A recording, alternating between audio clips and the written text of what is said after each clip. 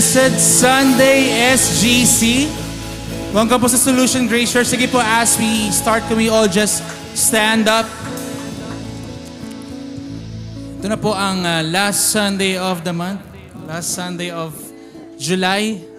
And isang linggo na lang, sabi nila, ay August na. Konting panahon na lang daw po, bare months na daw po ulit. Yun. Expectant kayo sa Pasko, ha? Okay. Sige nga po, as we start po today, can we all just greet somebody, smile sa inyong katabi, hug someone, greet someone today. Alam nyo, etong week na to, lagi ko sinasabi pero masasabi ko sa mga nangyayari ngayon, eto yung isa sa pinaka-stressful na week. Pero hindi tayo magpapa-apekto sa stress na yon. And hindi na ako magdidig bakit nakaka-stress yung nakaraang linggo. Amen. But one thing for sure that we would thank the Lord for today is that we are here, we are alive, we are free, and we are here to gather, to worship, and to receive a fresh revelation of His grace. And let me just read to you po a verse. It says in Psalm 147 verse 1, "Praise the Lord, for it is good to sing praises to our gracious and majestic God." Amen? Praise is becoming inappropriate. Alam niyo po, marami nagsasabi sa akin in the past, bakit kailangan pa natin mag-praise and worship? Pwede naman na tayong makinig na lang ng message. Pwede naman mag-pray na lang tayo. Pwede naman tayo na lang. Magsama-sama, pag-usapan natin ng kabutihan ni Lord, sabi nga nila. Pero why do we need to worship Lord, to praise Jesus? Alam niyo po, it is a practice where we acknowledge what He has done for us. And that we remove lahat ng selfish acts natin and we just give it all back to Him. Because when we praise Him, it helps us to remind that it is not because of us, but Him alone. Amen? So as we worship today, alam ko may mga pinagdadaanan po kayo. Alam ko may meron tayong mga alalahanin sa buhay. But let us focus on what God has done for us throughout the week. All the things that He has done for us throughout this month, throughout the first half of the year. Hallelujah. Let's just close our eyes, bow our heads, and let's pray. Father God, Lord, we thank you, Lord, for the wonderful morning that we could come today, Lord, in your name, Lord, to gather, Lord, to worship, Lord, to praise you, Lord. And Lord, as we worship, Lord, may you remove all of our burdens, Lord, all of our worries, Lord. And we just see, Lord, your goodness, Lord, your grace, Lord, your faithfulness, Panginoon. And as we receive, Lord, today's message, Lord, may give us, Lord, a revelation, Lord, of how good you are, Lord, of your plans for us, Lord, of how you designed our life, Panginoon. Lord, sa mga papunta pa lang, Lord, ng church, Lord, on-site, may you protect them, Lord, guide them, Lord, safe and sound, Panginoon, as well as sa ating mga online attendees, Lord, that they would have a good reception of the signal, Lord, sa Facebook, sa TikTok, sa YouTube, Lord, and other streaming platforms, Lord, we give it all to you, Lord. We bless you, Lord, and we honor you. All of God people say, Amen. Amen. Hallelujah.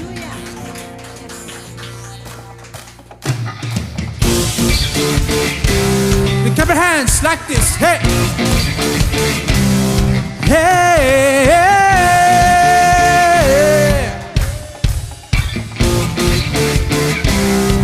Let praise awaken. Let praise awaken.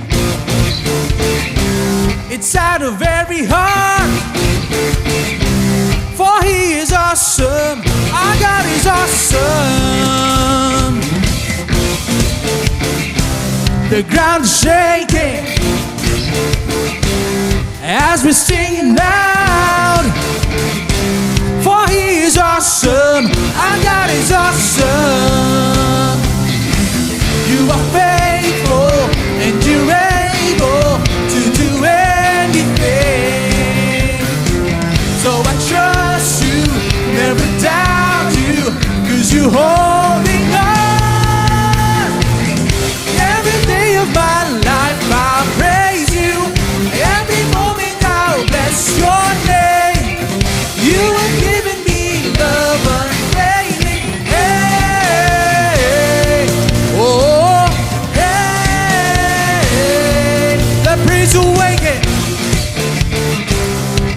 praise awaken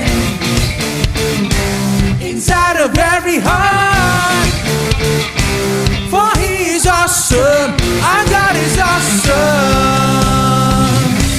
You are faithful and you're able to do anything. So I trust you, never doubt you, 'cause you're holding on. Every day of my life I'll praise you. Every moment I'll bless your name. Love unfailing, hey. Oh, every day, every moment I'll bless your name. Love unfailing, hey. Oh, hey, hey. Give me hashtag this. Hey, hey.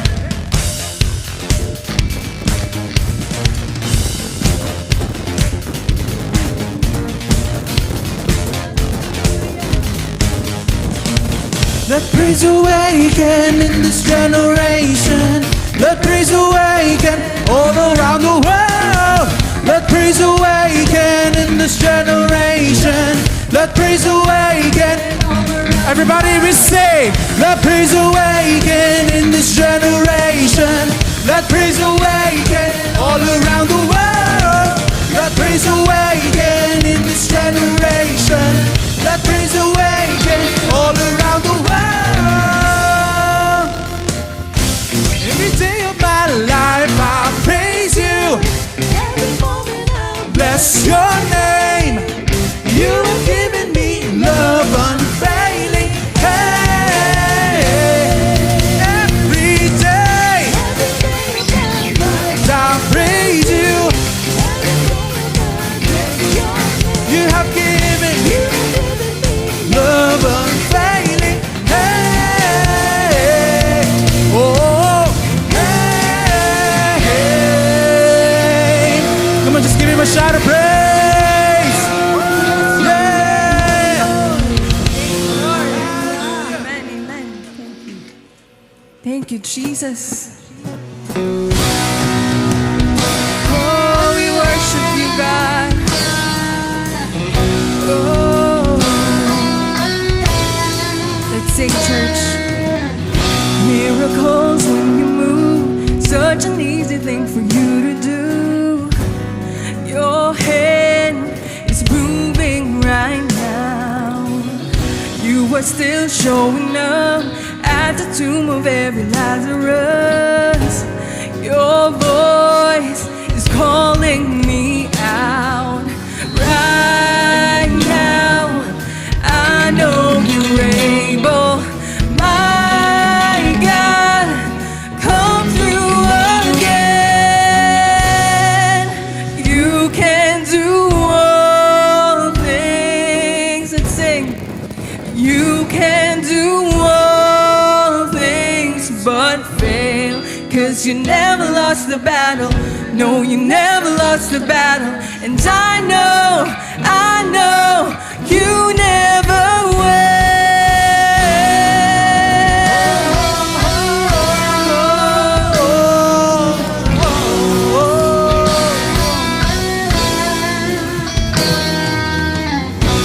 Everything's possible by the power of the Holy Ghost. A new wind is blowing right now. My heart of stone taking over like this Jericho. My walls are all crashing down. And right now, I know you're able. My God, come through again. You can do all things. You can do all things but fail. 'Cause you never lost a battle. No, you never lost a battle. And I know you never will.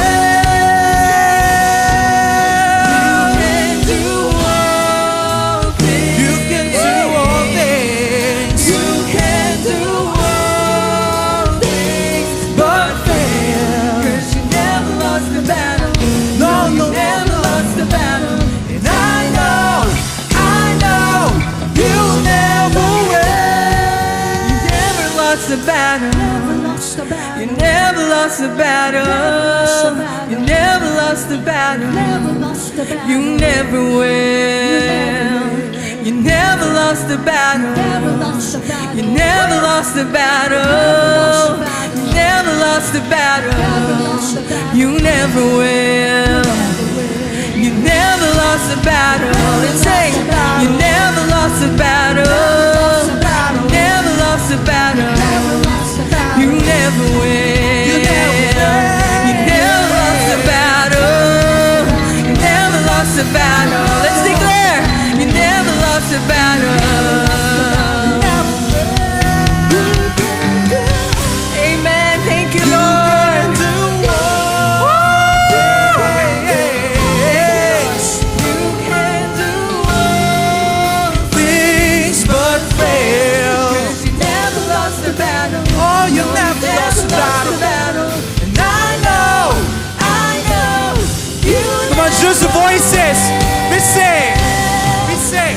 You can do. all things. Oh, you can do all You things. can do all Things but fail. You never lost the battle.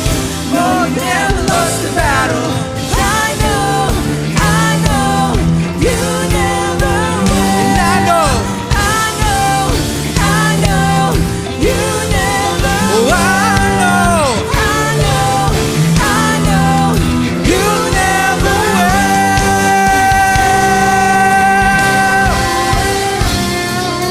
Come on, just worship. Just worship Jesus this morning.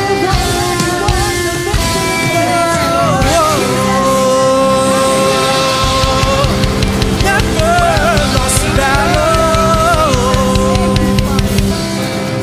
Never will. Amen. It's good to be in the house of the Lord po, no, church? Grabe, napakasarap ng worship natin.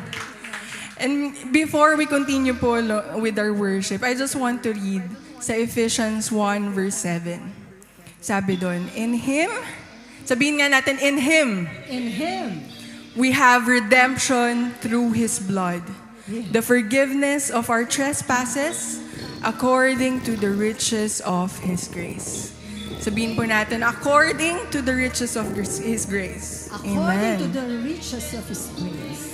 You know, church, one thing po that makes the cross so powerful is the blood of Jesus that was shed at the cross. Sabi nga po sa Leviticus 17, di ba? The life of the flesh is in the blood. And what Jesus did, shedding His blood at the cross, ito yung proof na He gave His all, He gave His life for us. So that now, we may experience the riches of His grace. Di po ba? Kaya ngayon, pag tinitignan tayo ni God, as believers, ang nakikita niya, we are holy, we are blameless, we are the righteousness of God in Christ. Amen? And tayo po, as believers, our faith right now is that we also see ourselves covered by the blood of Jesus. We plead the blood of Jesus over our families, over every parts of our lives. Amen po ba? Kasi yung blood na yon, that speaks forgiveness, redemption.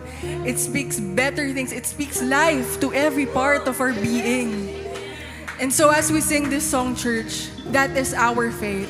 We believe in the precious blood of Jesus that was shed for us. That is both our truth and our hope. Amen po ba? Let's sing this song and let's worship Jesus who deserves it all. Amen.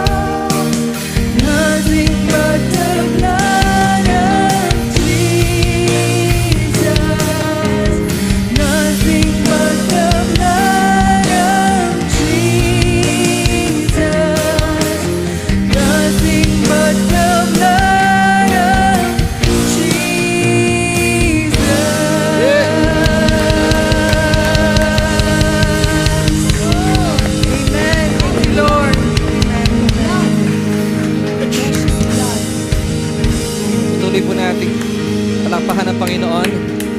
Bigyan natin ang pinakamalakas na palakpak. Hallelujah! We worship you, Father God. Thank you so much.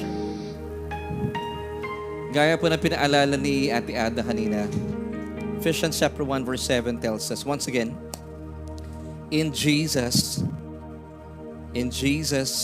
we have redemption. So don't try having it. You already have it. Now, how? The question is how. It's through His blood that was shed at the cross. Amen. So church, today, meron po tayong gagawing napakakamanghamahang bagay na atin pong babalik-balikan para tayo po ay nare-remind of what God has done through His Son on the cross. So mga kaibigan po nating nanonood online, please join us. Kung may tinapay po kayo at the juice or water, pwede na po iyon. Ang atin po mga tinapay ay dakilang simbolo ng katawan ng ating Panginoon. Sige po, kung meron kayong tinapay, mga kasama natin sa bahay, please join us and let us partake of the Holy Communion. Ano pong significance ng tinapay? Ipinapaalala po sa atin ng tinapay na ang ating Panginoon Jesus 2,000 years ago, siya po ay nagdusa, winasak ang kanyang katawan. Hinayaan niya po iyon. Nasaktan. Alang-alang sa ating kalusugan. Hindi po ba that is good news? So sa mga may karamdaman po sa ngayon, ano man pong sakit meron kayo, believe that through what Jesus did on the cross, yun nga po nasaktan. At what happened at the cross is, we call it divine exchange. Banal na pagpapalitan.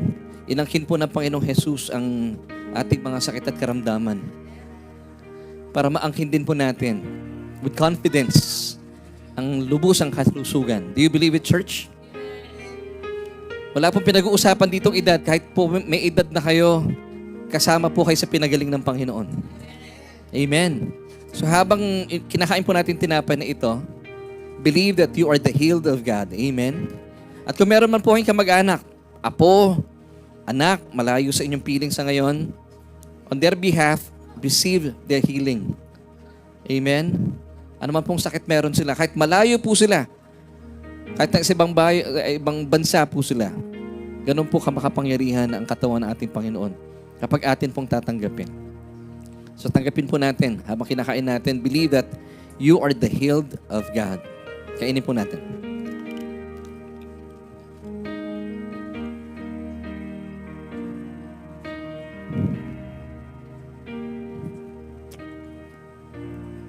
Huwakan po natin ating juice, grape juice. This signifies the blood that was shed on the cross. Sabi po na ating Panginoong Jesus, for this is my blood of the new covenant, which is shed for many, for the remission of sins. Yun pong ating maling nakagisnan, every time we receive this cup, inaalala po natin ating mga kasalanan, that is wrong. Sabi po muli ni Jesus, Matthew 26 verse 28, for this is my blood of the new covenant, which is shed for many. For what reason? For the remission of sins. Hindi po for the remembrance of sins. Yun po yung dati natin ginagawa. So today, we are so blessed having this revelation na every time we receive this cup, believe that you have been forgiven completely. Ibig sabihin, wala na pong galit na namamagitan sa atin sa pagitan ng Diyos at tayo. Bakit? Because once again, Ephesians 1 verse 7 tells us, in Jesus, we have redemption through His blood, the forgiveness of sins, according to the riches of His grace. So dahil po nananagana ang biyaya ng Panginoon, manampalataya po kayo. Kung kayo po'y mananampalataya na, kayo po'y lubusan ng pinatawad. Inumin po natin ang sabay-sabay. Let's pray, church. Abba, we thank you so much. Sa napakagandang kapahayagan po na yung salita na kung saan ay patuloy mo kaming nire-remind of that great Friday, Panginoon, na amin pong binabalik-balikan tuwing mahal na araw. Pero Panginoon, sa oras pong ito, amin pong inaalaala ang iyong ginawa doon sa krus ng Kalbaryo. Na kung saan ay minabuti mong ilagay ang iyong bugtong na anak para magdusa at tumantong sa kamatayan para sa katubusan ng aming mga kasalanan. Pero hindi po natapos doon dahil hinayaan niyo po ang inyong anak na masaktan, mawasak ang kanyang katawan. Alang-alang naman po sa aming kalusugan. Kaya naman, O Diyos, tinatanggap po namin yung mga katotohanan na hindi lamang po kami pinatawad sa aming mga kasalanan because pinagaling pa sa lahat na aming mga karamdaman. And so, Lord, we receive this truth and we thank you, Holy Spirit, for guiding us and giving us this revelation. In Jesus' name we pray. Amen. Amen.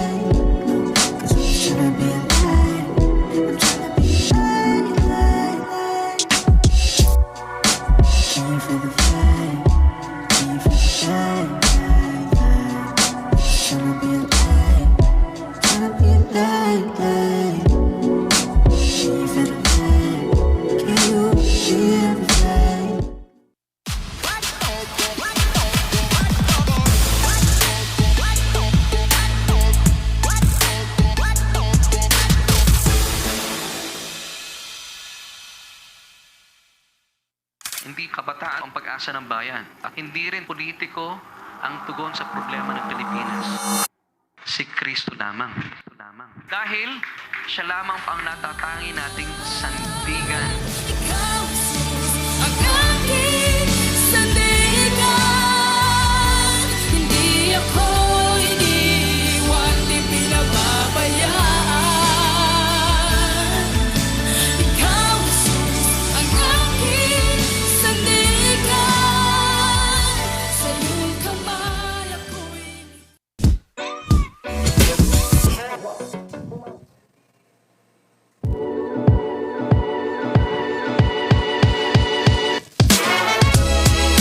Good morning. May tao ba? Morning. Mga anak, upo na kayo din eh. Yan. Abang sila po ay nagbe-breakfast. So maraming salamat po for joining us today. It's the last Sunday of July. Ang bilis ng panahon. Then, come Sunday, it's, ano na yun, August 2 na. Bilis ng panahon, no? Sino po dito may birthday na August? Walang may birthday na August? Wala. Ba't puro? Ikaw, Ate Sai? Si James. Yun, happy birthday. Wala pang August. Ayan. Of course, welcome po sa Solution Grace Church. And my name is Laverne Ducot. Maraming salamat po for joining us today. Ako po excited as usual because tayo po ay merong series at ito po ay matatapos on the last Sunday of August. At alam ko pong napaka-importante nitong ating message na tinatalakay since last Sunday pa kasi nasa second suit na po tayo ngayon, di ba? At alam niyo dahil po napaka-importante nitong message na to, ay alam niyo po ba kagabi, akala ko hindi ako makakapagsalita ngayon although medyo masakit pa rin. Ako po ay natinik ng tinapa. Masakit. Talagang hindi ako makapagsalita kagabi. Pero pinag-pray namin at salamat sa Panginoon. Medyo nakakapagsalita at malaki ng nasa nasa 50% na yung kaginhawahan. Kagabi talaga naiiyak ako sa sakit dahil naghahanap ako ng suwi, sabi nila eh. Tama ba? Yung mga, sino dito pinanganak na una pa?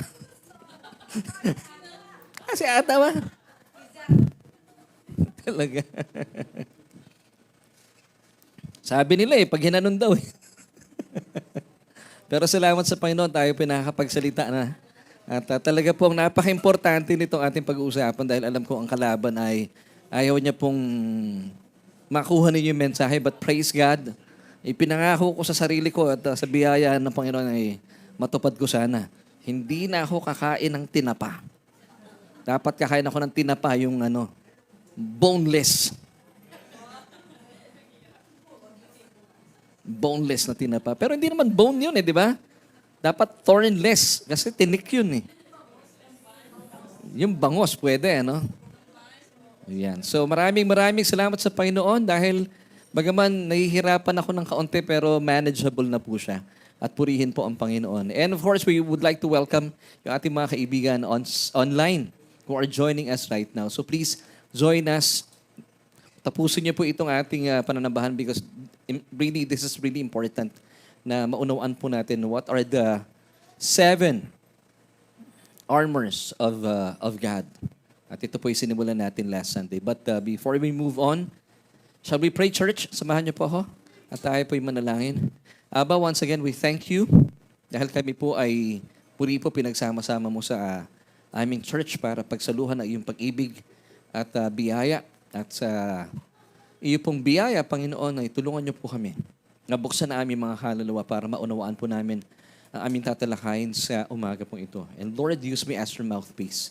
Nang sa gayon ay mailahad at maipahayag ko po ng malinaw ang iyong salita. At Panginoon, hindi po makakapigil, Panginoon, at makakahadlang itong aking nararamdaman dahil naniniwala po ako that I'm the healed of God. Pinahawakan ko po yun. I thank you so much, Lord, dahil sa nakalipas sa damang-dama ko po ang kagalingan na hatid mo, O Diyos. Salamat po. At inaangkin ko po ito at maging sanhi din, Panginoon, ang oras na ito para pagyamanin namin ang iyong nananaga ng biyaya sa aming isipan. At patuloy po namin maunawaan ang iyong kapahayagan. And this, Lord, we pray in Jesus' name. Amen and amen. It's already 10:44, so in less than 1 hour ay tapusin natin ating message. But for now, pag-usapan po natin na nasa ikalawang Sunday na po tayo, And sa mga hindi po nakasabay, you may watch yung ating...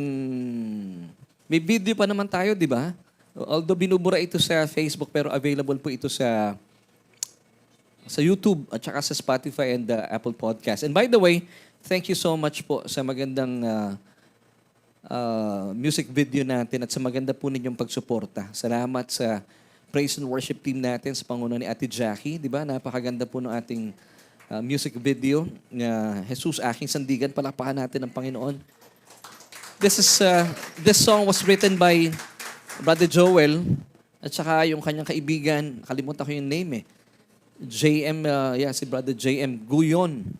At salamat po, ito ay binigyan natin ng areglo sa pamagitan ni Kuya Aves. At sinut po natin last year no ating anniversary celebration. So Jesus, aking sandigan. Napapanahon po ito, na talaga po sa panahon natin sa ngayon ay bagaman nagkakagulo ang mundo at nagkakagulo rin daw, sabi nila, ang Pilipinas nahahati. Hindi lang sa 2, sa 3 pa yata At marami tayong kinakaharap.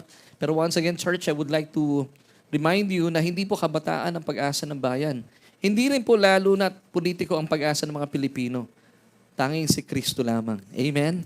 So yun po yung mensahe ng song na kung wala ka ng pagbabalingan talaga at wala naman talaga, si Kristo lamang po ang inyong sandigan. So please support po yung ating music video na papanood sa ating YouTube channel, sa Facebook account po ng church, and of course sa Spotify and Apple Podcast. Sa TikTok, hindi pa yata ina-apply pa ni Aves. At maaprubahan po tayo. And of course, ngayong umaga pong ito, in line with our theme, as I promised last Sunday, pag-usapan natin nang sa gayon makilala natin kung gaano po kabuti ang ating Diyos. Kanya pong inilaan sa atin at ipinapasuot ang kanyang kompletong balute. The full or the whole armor of God. Now, this is the message title for today, Guarding Against the Enemy's Lies. Alam niyo po ba si Satanas ay sinungaling? Amen? Ang sinungaling, hindi po nagtasabi ng totoo yan. Kaya nga sinungaling Amen? May kilala po ba kayong mga sinungaling? Ang dami. Sa panahon ngayon, no, nako, ang dami na talaga nagsisinungaling. Grabe. Sabi naman, di ba, Ate Amel, in the last days, no, yung mga mabuti, ginagawa nilang masama at ang mga masama, pinapalabas na mabuti. Hindi po ba pagsisinungaling po ito? So alamin natin kung paano natin babantayan ating mga sarili using the whole armor of God para hindi raw po tayo mapatumba at maisahan ng kalaban. Ika nga po ng kasabihan, lamang ang may alam. Sabihin nyo nga po sa katabi ninyo, lamang ang may alam. Hindi po ba? Kaya tayo nag-church dahil napaka-importante po na alam natin ang katotohanan ng sa gayon wala pong kapangyarihan ng kalaban-laban sa atin. And last Sunday, we were able to discuss ano yung first suit of the whole armor of God, if you remember. The belt of truth. Yung belt of truth, bagaman belt po siya, pero ang pinoprotektahan po nito, yung ating isipan. Amen? Kasi you need to know the true meaning of the gospel. And the gospel is all about Jesus, the person, and what He has done on the cross. Kaya po tayo ay blessed kasi napaka-importante po nito. Bagaman ang marami po mananampalataya sa ngayon, nalilito sila, hindi nila maintindihan ano ba talaga ang gospel. Pumupunta sila doon sa katuruan ng Ten Commandments. But basically, the Ten Commandments, it's not the gospel, church. The gospel, it's all about Jesus. That's the man. And He is the man. And what He has done on the cross. Yun ang gospel. Sabi ni Apostle Pablo in 1 Corinthians chapter 2, verse 2, "For I decided to know nothing among you except Jesus Christ, the person, and Him crucified." Yun po ang kanyang ginawa sa krus ng Kalbaryo. That through His death, the new covenant was established. Kaya po makikita natin, na ito po ay quick review lang, before the cross, ang Israel po, they were under the old law-keeping covenant. Hindi po kabilang dito ang mga hentil na kagaya natin. Sino ba yung mga hentil, Pastor? Ang mga hentil po, ito po yung mga taong hindi kabilang sa mga Hudyo. Kung kayo po ay hindi Hudyo, kayo po ay hentil. Ano yung mga hentil? Kung kayo po ay, Pastor, paano yan? Tiga Pangasinan ako, hentil pa rin po kayo. Kung kayo po ay Pilipino, kung kayo po ay Chinese, Japanese, tiga Espanya, tayo po yung mga hentil. Hindi po tayo mga Hudyo. So hindi tayo kabilang sa lumang kasunduan ng kautusan. So wala tayong kapag-apag-asa. Sabi nga ng Biblia, Ephesians chapter 2 verse 12, pero buti na lang, inilaan ng Diyos ang kanyang bugtong na anak. For God so loved you that He gave His only begotten Son, that whoever believes in Him, and what He has done on the cross, will not perish but have everlasting life. So after the cross, through His death, through the death of Jesus Christ, the new covenant was ratified. It was established. So ito yung gospel, church. At dahil po, alam natin na katotohanan ito, sinusuot mo ang belt of truth. Na maraming mananampalataya po, hindi nila alam talaga. Lito sila. Make a survey. Hindi nila alam. Bumabalik pa rin sila doon sa Ten Commandments. Ilan po bang Ten Commandments? Sis, ilan Ten Commandments? Oh, galing. Kaya palakpakan natin si Sister Rosalie. Yeah? Bihira nakakaalam nun. So pag nandito sila, the old law-keeping covenant is based on performance. Pag hindi po sila nakasunod, sabi ng James chapter 2 verse 10, they will be guilty of all. Now tayo po, we are blessed forevermore. Not because of mabuti ka, mabait ka, masunurin ka. No. But because Jesus is good. But because Jesus He has obeyed the will of the Father. For all the promises of God in Jesus are yes, and in Him, amen, to the glory of God through us. And that's why today and forevermore, church, you are greatly blessed and highly favored. And this is the gospel. Ito po iyon. Now, pag alam natin na katotohanan ito, you are using the belt of truth.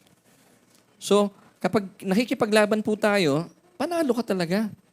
Kasi mahirap pag nakikipaglaban ka, wala kang lalagyan ng bayoneta, tapos wala kang sinturon, nahuhubuan ka pa, natalo ka na, napahiya ka pa. Nakakita ka na ba nakikipaglaban na hubo? Di ba nakakahiya po yun? Pero tayo sabi ng 2 Corinthians chapter 2 verse 15. 2 Timothy chapter 2 verse 15. Dahil tayo pinag-aaral ng salita ng Panginoon, we know how to rightly divide the word of truth. Why? Because we are using the belt of truth. Hindi tayo nahuhubuan, hindi tayo napapahiya kapag tayo pinahaharap sa iba't ibang mga adversities sa buhay natin.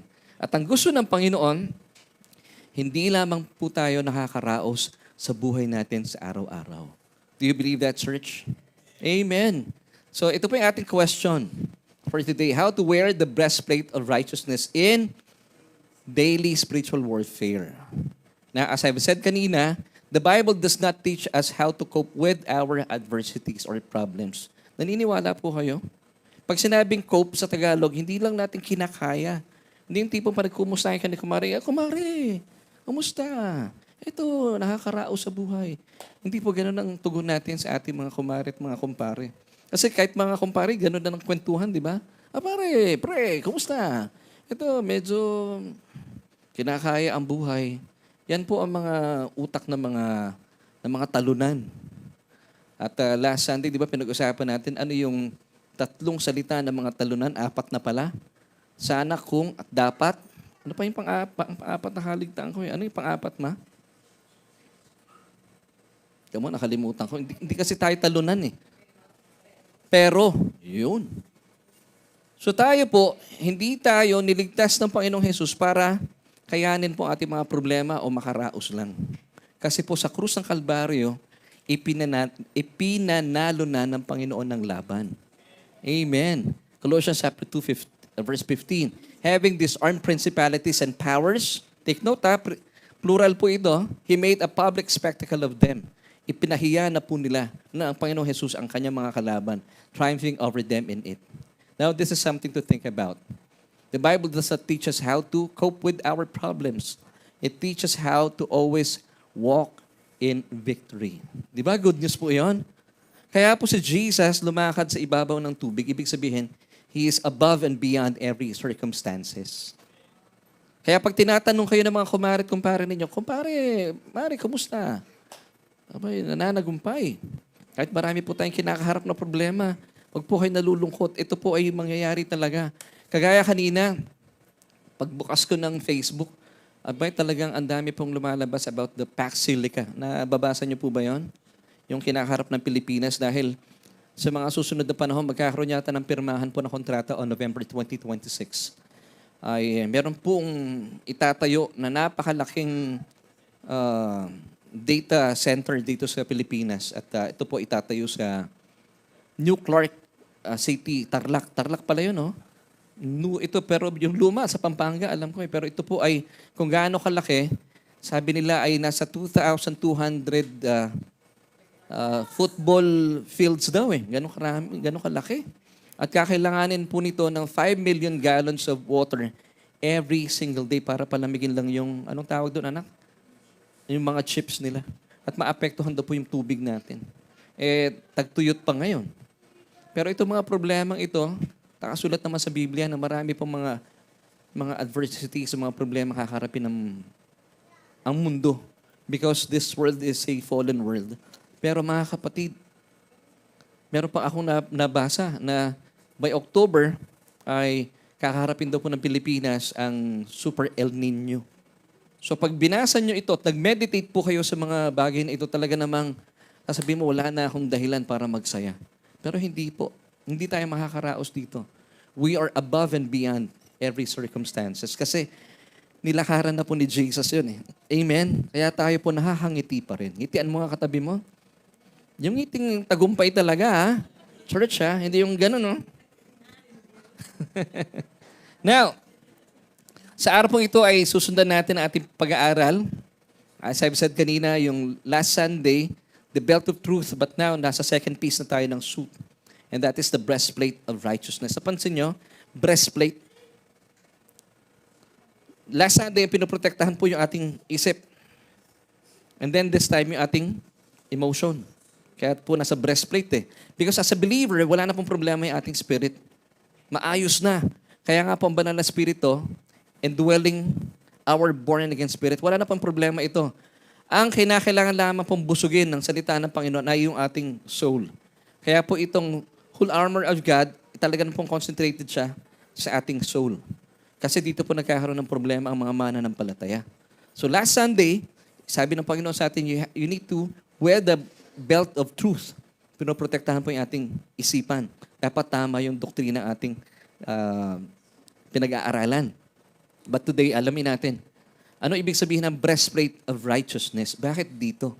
Ang pinoprotektahan naman po ngayon, yung ating puso. Kasi sa labanan, kapag meron pong labanan, nasaksak ang kamay, ang binti, nabubuhay pa yan eh. Pero pag tinamaan ng puso, napuruhan ng puso, mamamatay yun. At ang kalaban, alam po niya kung saan niya titirahin o babanatan ang isang mananampalataya. Para wasakin ng taong yan sa puso. Di ba? Ano po ang job description ng kalaban? According to John 10, verse 10. A, the thief does not come except to steal, kill, and destroy. Amen.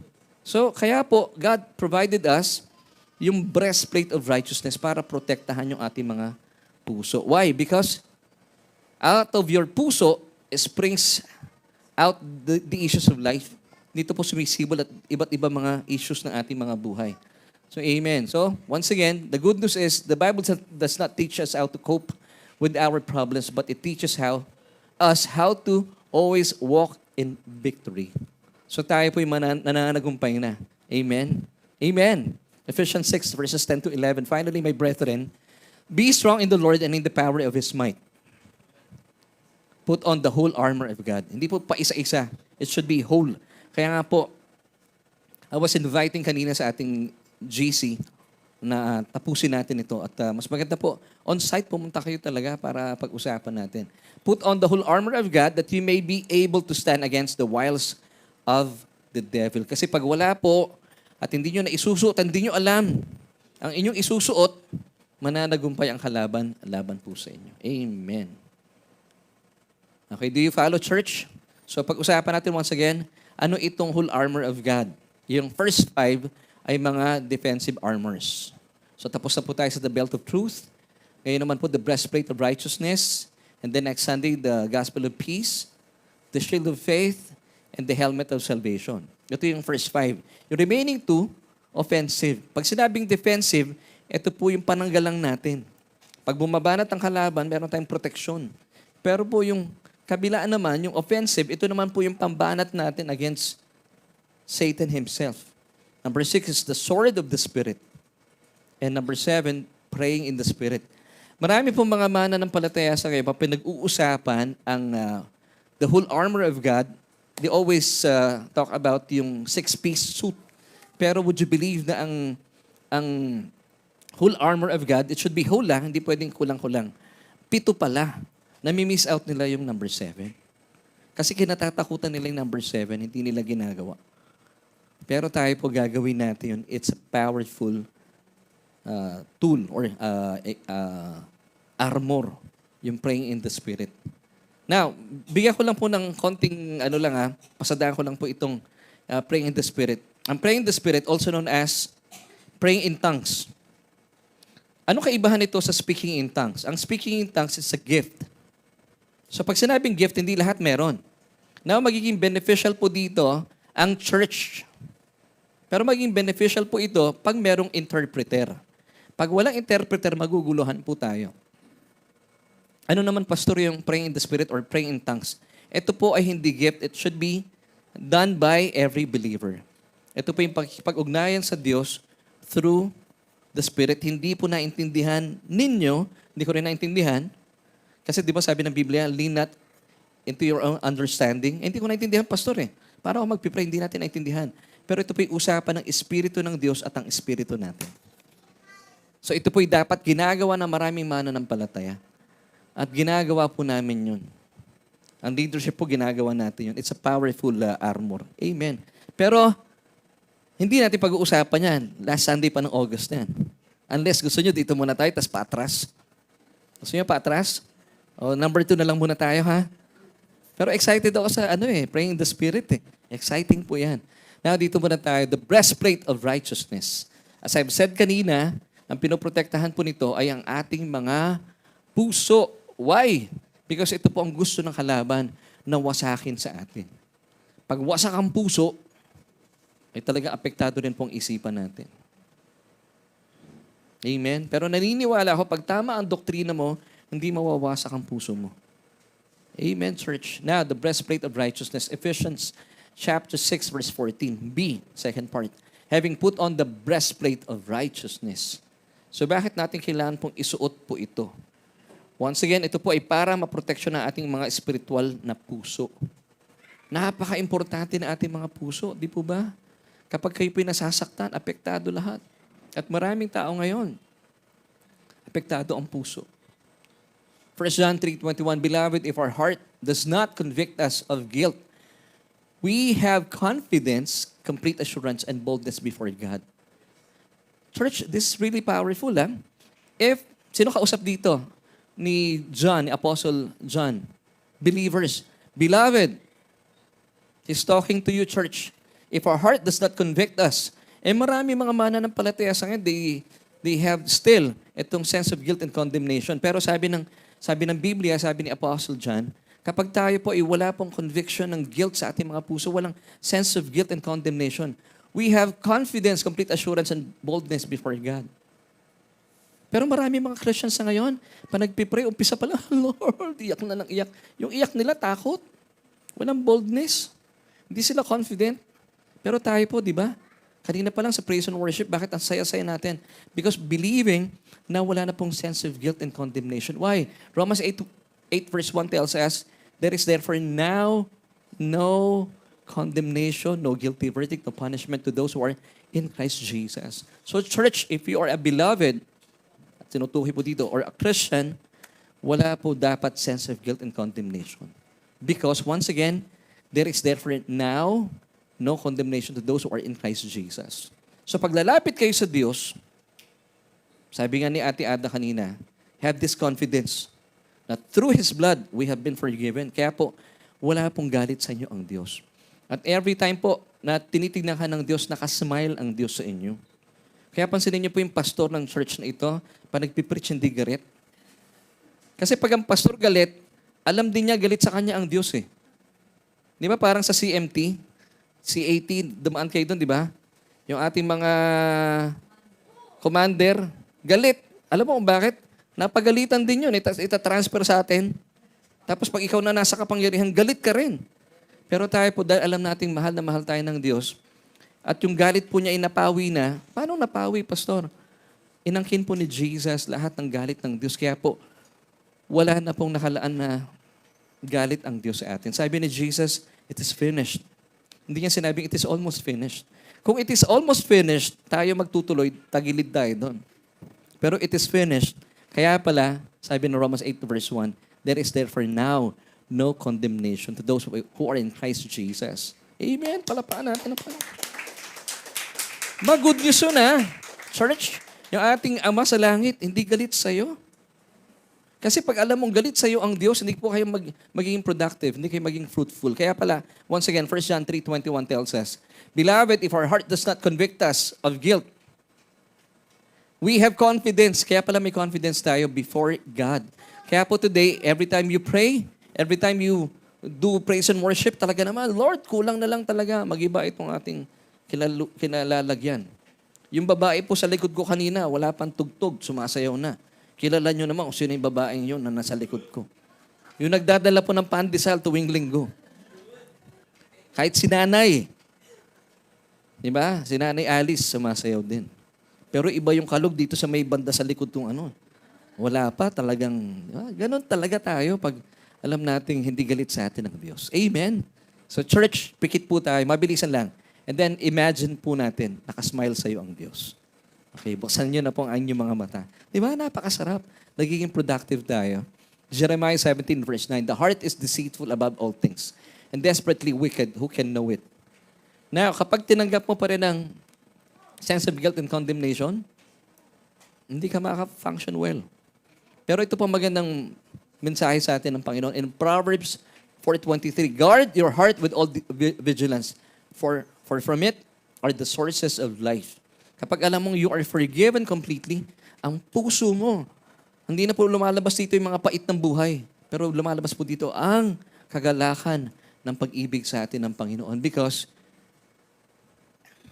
through the cross, sabi ni Ezekiel, ito po ay prophecy. At ito po ay fulfilled na. 36:26 verse 20, until 27. I will give you a new heart and put a new spirit within you. So church, yung pong mga puso nyo ngayon ay hindi na pusong bato. Pinalitan na po ng Diyos yan. Napansin niyo po, hindi na mabigat ang puso natin.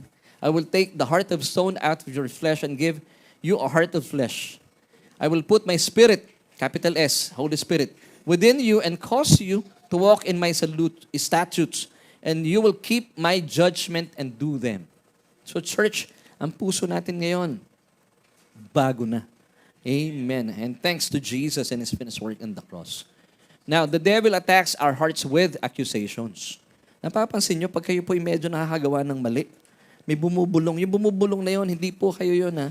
Huwag niyong papansinin, as much as possible, ignore niyo po siya. Hindi, pastor, biyanan ko yun. Ay, pag biyanan nyo, kakausapin nyo. Huwag niyong sasabihin na, Satan, get me behind me. Huwag mong gaganunin. Magagalit lalo sa iyo. So pag may mga bumubulong sa every time, pag nagkakamali tayo, di ba? Minsan sinasabi ng kalaban sa atin, yan ba ang Kristiyano? Well, as I've said, even before sinasabi ko, pag nagkakamali po kayo, never judge your standing by your behavior. But you have to judge your behavior by your standing. Okay, nagkamali ka. Paano natin ginajudge yung ating standing by our behavior? Ito yung sistema ni Satanas. Pag sinabi ni Satanas, yan ba naman ang Kristiyano? Tapos ngayon, nagkakaroon ka ng sense of guilt and condemnation. Hindi ka na makakilos. Lord, hindi na lang ako sisimba. Tapos magtitext ka kay Abis, Abis, hindi na muna ako mag-lead ng praise and worship. Yun, you are judging your standing by your behavior. Kaya ngayon, talunan ka. Pero kung gagawin natin, every time you fail or fall, you are judging your behavior by your standing. Bubulong ang kalaban. Nako, yan ba ang Kristiyano? I-ignore mo siya. And then sasabihin mo sa Panginoon, Lord, ipagpatawad niyo po, Panginoon, ang aking kapangahasan. Lord. Hindi, naintindihan ko naman eh. Lord, alam kong mali ginawa ko, pero tatayo ako sa pagkatawag mo sa akin na ako ang iyong katwiran kay Kristo Jesus. That is judging your behavior by your standing. Hindi ka bumibigay kay Satanas. Nakuha niyo yung church? Ngayon, ang kalaban, lagi po yan, bibigyan ka ng mga accusations. Dahil, sabi nga po ng Revelation 12 verse 10, for the accuser of our brethren who accused them before our God day and night has been cast down. Now, yung pong word na accuser, in Hebrew, Hasatan. Yun ang pangalan niya. Hasatan, the accuser of the brethren. Sa Tagalog, ang trabaho niya, sulsultant. Nakuha ko kay Ate Amelia eh. Yun ang ginagawa niya, sulsultant. Nanunulusol. Kasi kung merong consultant, merong sulsultant. Yan ang trabaho niya. So pag nagkakamali kayo, laging nandyan yan. He will accuse brethren, sabi nung verse, no? Day and night. Yan ang trabaho niya. Amen. Sabihin niya na, naku, nakita kita, may ginagawa ka sa dilim. Yan ang ginagawa ng accuser of the brethren, si Hasatan. Now, ignore natin. Gaslighter pa yan, si Satanas. At hindi lang medyo manipulative at narcissist po ang kalaban natin. Lahat po ng pangit na ugali nasa kanya talaga. Minsan gumagamit siya ng tao. So, pag-pray niyo yung taong yun. Huwag niyo na lang papatulan. So, God's righteousness is a gift to be received. So, every time po na may mga ganyang accusations ang kalaban, receive the gift of righteousness. Okay, church? Now, sabi po in Romans chapter 5, verse 17. For if by one man's offense, death reigned through the one. Sino po itong one man's offense? Referring to Adam. Sa kanyang pagkakasala, nagkasala rin po tayo. Death reigned, naghari po ang kasalanan. Through this one man. Pero this is good news, church. Much more those who receive the abundance of grace and of the gift of righteousness will reign in life through the one, Jesus Christ. So paano tayo maghahari sa mundong ito? Sa buhay. Actually, hindi lang sa buhay na ito. Kasi sabi ito, will reign in life. Maghahari sa buhay. Hindi lamang po sa buhay dito sa mundo. Sa buhay natin, paano tayo maghahari? By receiving the abundance of grace. Abundance, church, ha? Pag nagkakamali kayo, Lord, I receive your grace. Hindi po ako karapat-dapat. Na pag kayo po'y nakakaranas po ng mga pagbagsak na ito, Lord, di ako karapat-dapat. Kaya nga, grace eh. Minsan, ang hirap paliwanagan ng mga tao eh. Hindi ako karapat. Kaya nga, grace. Undeserved favor, unmerited, unearned. Wala po tayong ambag doon. So all you have to do, receive that abundance of grace and of the gift of righteousness. You have to receive these two powerful gifts for you to reign in life. Take note, church, hindi in this life, in life. Kaya hindi po tayo nagko-cope up lang sa mga problema. We are reigning. We are walking in victory. Amen. Church, ang ganda, no? Daniel chapter 9, verse 24. Ito po ay prophecy. It already happened through the finished work of Christ on the cross. Yung pong ating righteousness and forgiveness ay panghabang panahon. Grabe dito talaga ang Panginoon. 70 weeks are determined for your people and for your holy city to finish the transgression. Sino po nag-finish? Si Jesus. To make an end of sins, to make reconciliation for iniquity. To bring in everlasting righteousness. This is your church. Believe it or not. Maraming churches po hindi naniniwala dito, but this is really the truth. Kasi po napaka-powerful po ng dugo ng ating Panginoon. Ang ganda ng song natin kanina, no? Isang bagay lang pong hindi kayang gawin ng Panginoon. At yan po ang magkamali. Hindi siya nagkakamali. At yung kanyang dugo, muli po, ang ganda ng paalala pa rin ni Ate Ada kanina. In Jesus, we have redemption. Paano? Through His blood. Meron pong ibinayad na dugo. The forgiveness of sins according to the riches of His grace. Wala kayong magagawa. Napakayaman po ng biyaya ng Panginoon. Ito po yung lagi ko pong binibigay na analogy. Kapag may utang po kayo sa bangko, mag-iiyak man po kayo ng luha at binaha po ng luha ang buong bangko na kinalalagyan mo. Sabi po nung bank manager, hindi po kayo bayad pa rin, sir. Kasi ang utang mo ay pera. Kung ang utang ay pera, pera din ang kabayaran. Mag-iiyak ka man dyan, dugmugo na ang luha mo, it will not make any sense. Kasi pera ang kabayaran. Ang langit po, kahit po mag-iiyak tayo, kabayaran na ating kasalanan, hindi tatanggapin ng Diyos yon. Dahil ang hiningi ng Diyos, dugo. Buti na lang hindi po yung dugo natin. Yung dugo natin, marumi. Hindi nga pwedeng panluto na dinuguan yan. Madumi. Buti na lang ang hiningi po ng Diyos, yung dugo ng kanyang bugtong na anak. And all you have to do, just put your faith in the man and what He has done on the cross. At perfect na po yung kanyang dugo. And that's why tayo po nanampalataya kay Kristo. We are forever blessed and forever forgiven. Amen. You are forgiven from your past and even your present and future sins. Bakit? Yung iba naniniwala lang, forgiven lang sila sa past sins nila. Hindi po pwede. Nung namatay po ang Panginoon Jesus sa krus ng Kalbaryo, yung sins po natin ay future. Wala pa nga tayo nun eh.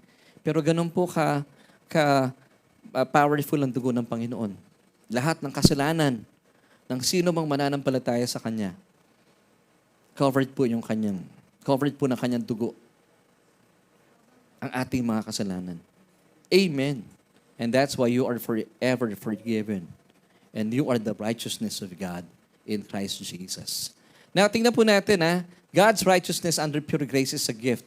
Paano po natin maintindihan ito? Under the old law-keeping covenant, ang righteousness po is something that we have to do.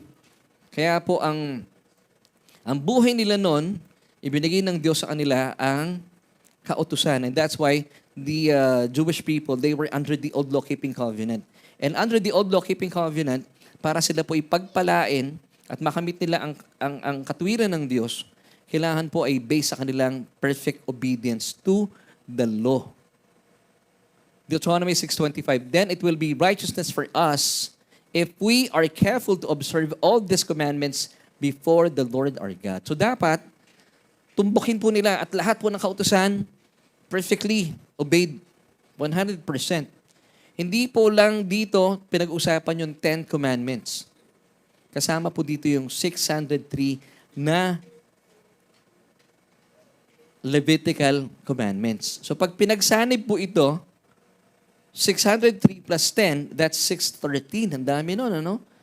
Pero napakataas po ng standard ng Diyos. You have to obey it perfectly, 100%.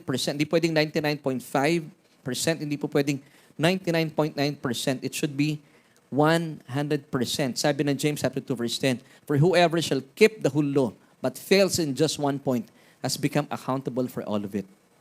You are guilty of all. Ganun po katindi ang old law-keeping covenant. Kaya po kailangan nila mag-alay po ng mga animal sacrifices. But today, church, yung po mga animal sacrifices nung araw, tumatagal lamang po yun for 1 year. And then after a year, mag-aalay na naman po sila para takpan yung kanilang mga kasalanan. Pero sa atin po, yung sila po yung nag-aalay ng mga lamb for just yung efficacy nun for 1 year, tayo po may inalay na ang Diyos na lamb. And that is our Lord Jesus Christ. At ang efficacy po ng kanyang dugo, it lasts for eternity. Wow, forever po, ano? Yung tapang, yung kapangyarihan ng dugo ng Panginoon, you are forgiven completely. Di po ba? Napakaganda. And that's why that is the good news. Yun po ang gospel. Pero marami mananampalataya nandito pa rin sa old law-keeping covenant. Ibang, wala naman nag-aalay dito ng ng mga baka. Meron pa bang mga kaibigan natin nanonood? Kayo po ba nag-aalay pa rin ng mga baka sa inyong likod bahay? Wala naman eh. Pero bakit ayaw niyo pumunta sa biyaya? Sa biyaya po, in Jesus we have redemption through His blood, the forgiveness of sins according to the riches of His grace. Kasi under the old law-keeping covenant, para maging righteous ka, you have to perfectly obey the law. Pero under the new covenant of pure grace, sabi in Romans 5:17, much more will those who receive the abundance of grace and of the free gift of righteousness reign in life through the one Jesus Christ. Ano pong ginagawa natin sa righteousness today? Una, pinapaniwalaan, and then receive it. God's righteousness is to be received. Mahirap po bang tumanggap? Ayun ang pinakamadaling bagay na ginagawa natin eh. Nung birthday ko, nakaganto lang ako, dami kong tinanggap. Wala naman akong sinabi. Di ba? Tumatanggap ka lang. Sabi nga nila, the best things in life are free. Ang hirap tumanggap ng mga tao. Binibigay na lang. Kanina po, andun tayo, praise and worship team. Wala tayong ginagawa, dumating lang ang pandesal. And praise God, may kasama pang palaman. Thanks to Teacher Nelly at saka kay Ate Ay. Diba? Tignan mo, pumapalakpak kayo, peanut butter pa lang yan, ha? Palakpakan natin yung kaligtasan natin. Diba? Pero natutuwa ako sa mga taga-SJC. Nagpupuri sa Panginoon talaga sa pandesal at saka sa peanut butter. Grabe, kaya alam kong grateful kayo sa kabutihan ng Panginoon. Amen and amen. Now, if you believe that righteousness depends on what you do, the devil will have a hold on you. Maraming churches today, hindi nila mapaniwalaan itong mensahe ng biyaya. Akala nila na ang katwiran o ang pagiging blessed ay nakabase sa iyong mga ginagawa. Hindi po. Naniniwala po ba kayo bakit kayo blessed today? Hindi po sa dahil sa mayroon kang ginawang mabuti nung araw. Hindi. Sa totoo lang, wala naman po tayong kabutihan talaga eh. Naniniwala kayo? Wala pong mabait sa atin, walang mabuti. Tayo po ay blessed now and forevermore because of Jesus. Amen. Pero hindi, Pastor, naniniwala ko. Kaya ako matuwid sa harapan ng Diyos dahil marami akong ginawang matuwid nung araw. Now, kung yan pong paniniwala nyo, maiisahan kayo ng diablo. You are not wearing the breastplate of righteousness. Ephesians 1 verse 6. To the praise of the glory of His grace by which has made us accepted in the beloved or in the beloved. Now, we are accepted in beloved dito in Christ. Diba yung word na in, it's a preposition of location. And, nasan tayo? In Christ. And it tells us also who we are today. We are now the righteousness of God in Christ. Kasi nakikita ka na ng Diyos in Christ. Hindi ka na niya nakikita bilang ikaw eh. Kaya nga po may dahilan ng Diyos na matuwa because He sees you today and forevermore. Pag kunwari lang po may wallet ang Panginoong Diyos. Pag binubuksan niya, nakikita niya yung picture mo. Kay Kristo. Wow. Kaya po galak na galak at lugod na lugod ang Diyos sa atin. Yung word po dito na accepted, hindi ko lang nalagay eh. Para po sa mga baguhan nating kaibigan, yung word na accepted, weak pa po yung translation. In the Greek, it's karitu. Nung po galing yung word na charis, which means gift. Karitu, ano ibig sabihin ng karitu? O Charito, doon galing yung pangalan ni Charito Solis, pero it's karitu. Karitu, it means highly favored. Dalawang tao lang po ang tinawag na karitu, si Virgin Mary at saka tayo mga New Covenant believers. We are karitu. Bukod tanging pinagpala, si Birheng Maria sa babaeng lahat, tayo po'y pinagpala sa diya. Amen. We are karitu. Sabi mo sa katabi mo, karitu. Karitu ka. Parang pumarito ka, karito ka. Parang Japanese, ano? Karito ka. Pero Greek po yun. So we are accepted. We are highly favored. Sa ibang definition, o sa ibang translation, with special honors. Isipin mo sa Diyos, ha? You are highly favored. Wow, bukod kang pinagpala. Amen. John 16:10. Of righteousness, because I go to my Father and you see me no more. Ito pong sabi ni Jesus sa kanyang mga alagad. Now, tingnan natin po, ano, at balikan natin ang ginagawa ng Holy Spirit sa atin. The Holy Spirit continually reassures believers of their righteous standing in Christ. Balikan ko lang po itong verse na ito, John 16, verse 10. Of righteousness, because I go to my Father and you see me no more. Now, tingnan po natin.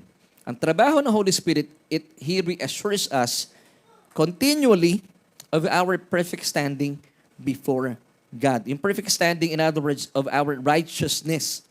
Yung ating katuwiran. Perfect standing po natin yun eh. Pag umaharap ka sa Diyos, di ba yung mga tao, pag gumagawa ng kasalanan, halimbawa, nagpaalam kay Mrs.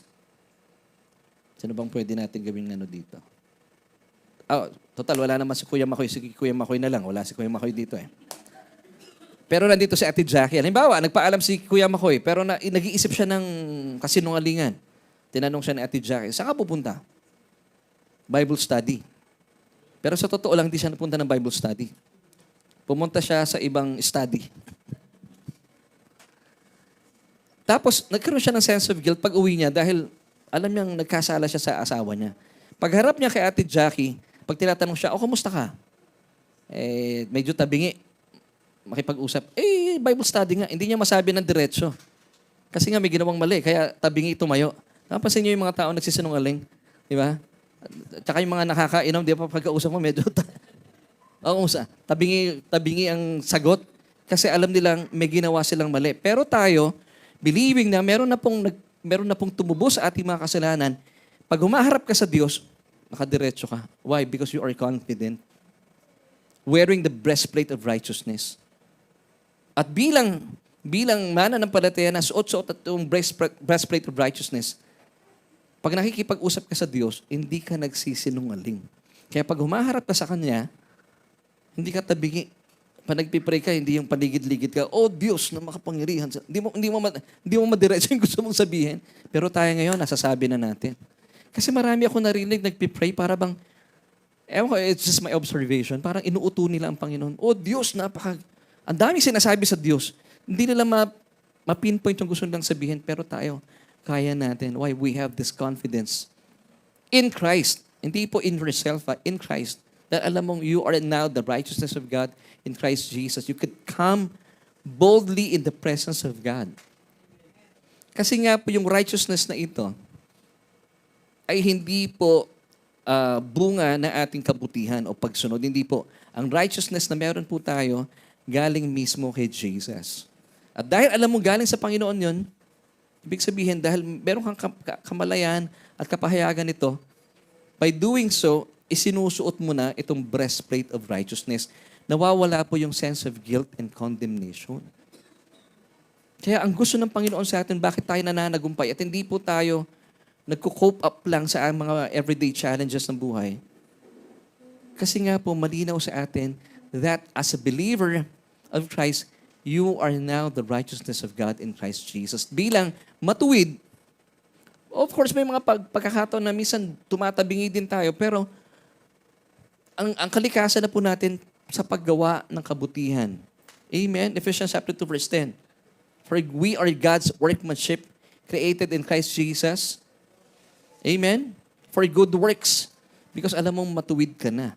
Amen, church? Isa pang analogy dito.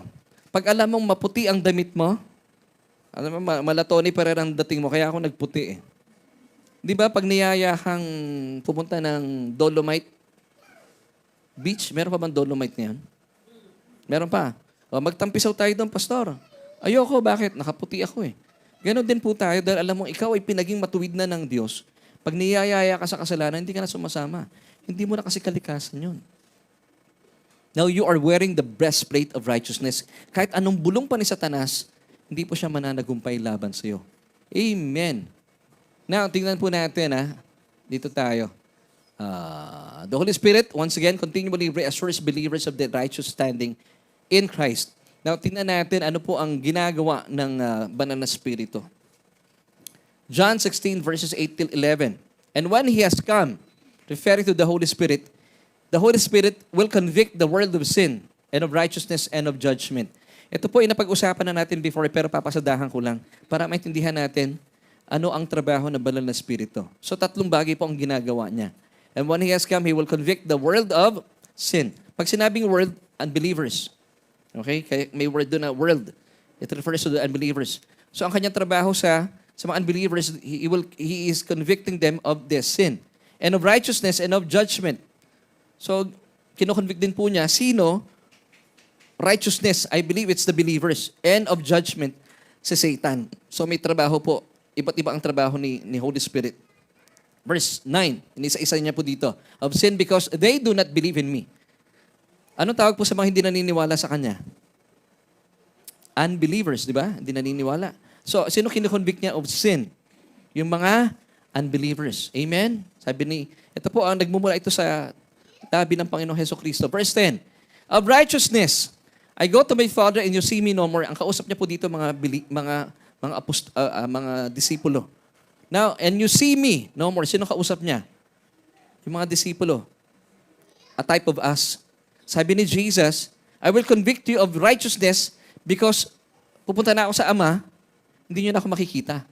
So, ibig sabihin, dahil hindi niyo ako makikita, pag nagkakamali kayo, i-convict pa rin kayo ng Holy Spirit na inyong perfect standing before God. Yun ang trabaho niya. And verse 11, of judgment, because the ruler of this world is judged. Sino po tinutukoy dito? Si Satan.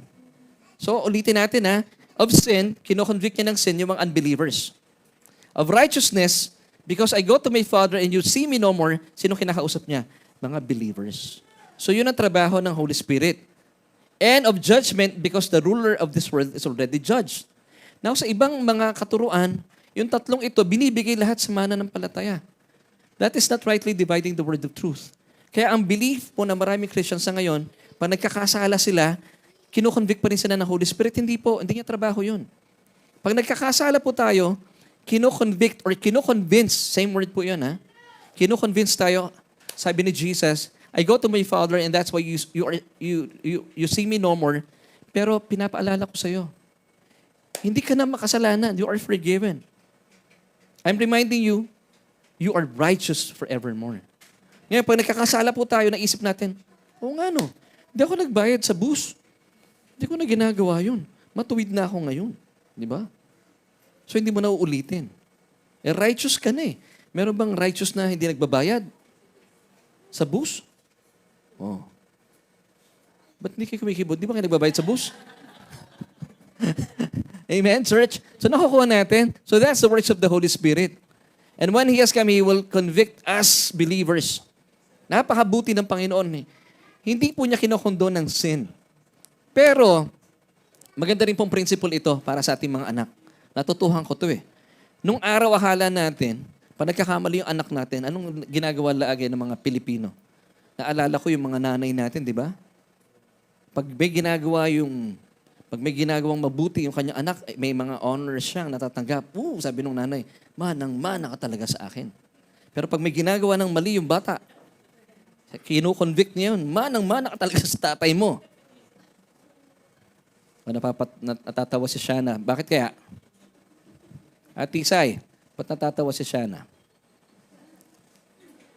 Mamaya mag-uusap tayo, ha? Pero ang ating pong Panginoon, pag tayo po'y nagkakamali, He will never condemn us. Anong sasabihin sa atin ng Panginoong Jesus? Di ba, He is the lifter of our heads? Sabihin niya sa atin, sabi ng Diyos sa atin, anak, nagkamali ka. Hindi na ikaw yan. Because you are now the righteousness of God in Christ Jesus. Amen? Yung principle na yung ginagawa ko rin sa mga anak ko.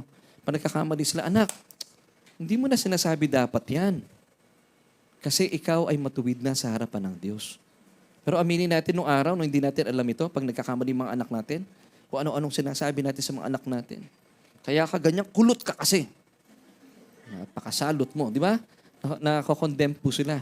Nung lumaki, nagpatuloy po yung kanyang pagkakulot, nagtire-diretso sa pagiging salot. Hindi po siya healthy talaga. Amen, church. So, are you getting this, church? Yun po ang works of the Holy Spirit. Of righteousness. John 16 verse 10, because I go to my Father and you see me no more. Dahil hindi nyo na ako nakikita, sabi ni Jesus, nandun na ako sa Ama. The Holy Spirit, every time you fail and you fall, will still convict you of your righteousness before God. Diba? And then, pag nalaman natin ganun kabuti ang Panginoon sa atin, God's goodness will lead us to repentance. Gagawa ka ba ng masama dahil alam mong mabuti sa iyo ang Diyos? Hindi po. Ang tunay na mananampalataya, ang kanya pong reaction, lalo ka mai-inlove sa isang Diyos na mahal, na mahal, na mahal ka. Amen? Palakpakan natin sa Lord. Amen. God is so good. Now, dito tayo. As a Christian, be settled about God's forgiveness as a gift of righteousness. Now, sino po dito ang naniniwalang you are completely forgiven? Amen. Say amen. Kung kayo po ay mananampalataya, you are forgiven. Totoo po yun. Completely, Pastor. Past, present, and future sins, forgiven po kayo. Yung iba kasi, pag ayaw nilang ituro ito, kasi daw, baka daw, ano bang word doon? Magtampisa daw sila sa kasalanan. Hindi po totoo yun. Ang tunay na mananampalataya, hindi po nag-i-enjoy sa kasalanan. Bagaman, nandito po tayo sa mundo, we still live in this fallen world, nagkakamali pa rin po tayo. Ang ating espiritu, hindi na po magkakamali po ito. Maayos ang ating espiritu. Pero po, ang nagkakasala na lang sa atin, yung ating kaluluwa at yung ating katawan. Kaya nga po, kailangan natin ng Bible study at magsimba para po na nagkakaroon po, nahuhugasan ng tubig ng kanyang salita ang ating mga kasalanan. Natatanggap natin from Monday till Saturday na mga alikabok at putik sa mga napapanood niyo sa television, sa Facebook, na nababasa ninyo, nababahiran po ng dumi ating mga kaluluwa. Now, paano po hinuhugasan ng Panginoon yun? Through His Word. Yun po yung tubig ng kanyang salita. At ngayon po, yun ang nangyayari sa ngayon. Kayo po hinuhugasan. Marahil kanina, pagpasok natin dito, ang dami nating alikabok, maputik tayo mula sa mga napakinggan natin sa mundo. Pero dahil tayo po ay nililinis ang tubig ng kanyang salita, paglabas natin dito mamaya, malinis na tayo. Church, hindi na po kayo nililinis ng dugo. Minsan lang po iyon. Malinis na po ang ating espiritu sa pamagitan ng dugo. We have been cleansed by the blood of Christ. Hindi na po ulitin yon. Ngayon po, tayo ay palagian pong nililinis ng salita ng Panginoon. Yun po ang kanyang tubig. Amen. So as a Christian, be settled about God's forgiveness and His gift of righteousness. 1 Corinthians 15:17, and if Christ has not been raised, kung daw po hindi nabuhay maguli ang Panginoon, your faith is worthless and powerless. Mere delusion. You are still in your sins and under the control and penalty of sin. But praise God, Christ has been risen from the dead. And therefore, our faith is effectual. Sabi nung verse, so ngayon, we are no longer under sin. In sin. Wala na pong kapangyarihan ng kasalanan sa atin. Kaya wag niyo pong tatawagin ang sarili niyong makasalanan.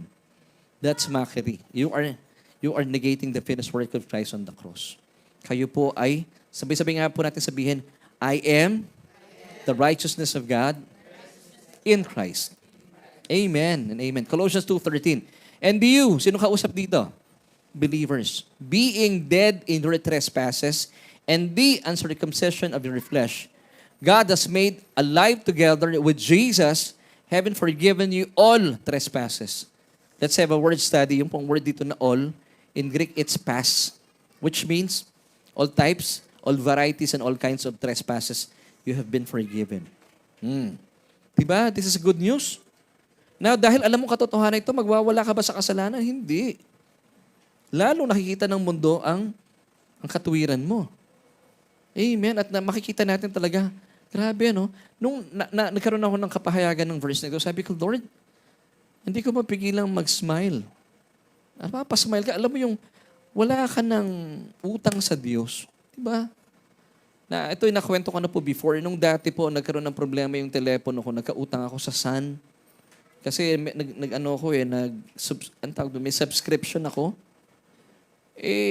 Hindi nila sinabi sa akin, bawal pala mag-like. Kumakagat pala yung bayad. Tapos nagkautang ako dun. Sabi ko kaya pag dumadaan ka sa office ng Sun, nawawala yung itim ng mata mo kasi alam mo may utang ka, di ba? Meron ba kayong mga kaibigan ganun pag nakakasalubong nyo pag may utang? Nagkakaroon ng amnesia? Parang, sino ka? Di ba? Ganun tayo, di ba? Kaya maraming tao hindi nagpipray kasi alam nila, may utang ako sa Diyos eh. Pero church, today and forevermore, lahat po ng kasalanan natin, all types, all kinds, all varieties of trespasses, forgiven. Wow. Kaya ngayon, hindi ka lang basta lumalapit sa Panginoon kasi malapit ka na sa Kanya. Yung pong pagpipray ninyo, hindi ko problema. Alam kong dahil naintindihan yung katotohanan ito, lagi po niyo kausap ang Panginoon. Hindi, bilang pastor, hindi ko na pinapaalala, oops! Huwag kang puro peanut butter lang. Mag-pray ka. Si Ay, pag dumarating ako dito sa umaga, hindi ko pa makita sa church, pero nandito na si Jessie. Nasaan siya? Yung pala nandun kay Nanay Josie kumakain. Akala ko wala si Ate Ay. So di ba, hindi ko na kayo pinapaalalahanan dahil alam nyo kayo po ay malapit sa Diyos. Ay kayo nagpipray. Acts 13:39. And by Him, and by Jesus, everyone who believes is what, church? Justified or made righteous from what? From some things. Some things ba, church? From all things. Wow. From which you could not be justified by the law of Moses. Isipin mo yung hindi kayang gawin ng lumang kasunduan ng kautusan, yung hindi kayang gawin ng kautusan, kayang gawin ng ating Panginoong Hesukristo. Amen. Kaya po, ang ganda ng gospel. Now, the more po na alam natin ang katotohanan ito, you are wearing the breastplate of righteousness. Kahit po anong banat ng kalaban, ina-accuse niya yung puso, hindi tatagos. Suot mo yung breastplate of righteousness eh. So nakita niyo, church, gaano ka-importante. Lalo tigit sa panahon ngayon, ang dami pong mga akusasyon ng kalaban. Lalo na pag nanonood kayo ng impeachment, ang dami nagagalit sa inyo. Suot niyo po ang breastplate of righteousness. Para hindi kayo nagagalit. All you have to do is pray for these people, yung mga kinakainisan po ninyo.